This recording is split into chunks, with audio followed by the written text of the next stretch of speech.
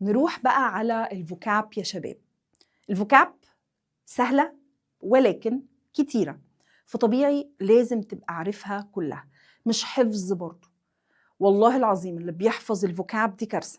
التارجت فوكاب معاك تتحفظ وتذاكرها كويس قوي، بس اللي هو انا مش حفظ بمسكها اقعد اكتبها مليون مرة. لا يا جماعة، انا مش عايزة كده.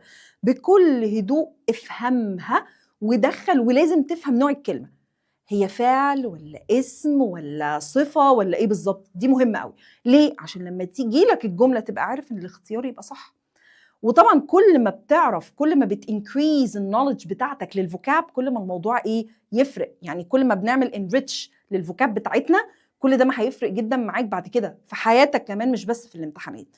طيب، لان انت خلي بالك، انت عندك synonyms وانتونيمز وعندك definitions وعندك كمان extra vocabulary.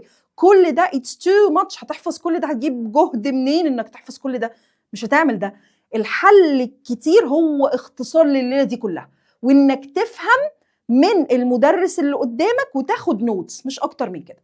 يلا بقى حبايبي، ورقة وقلم ومعايا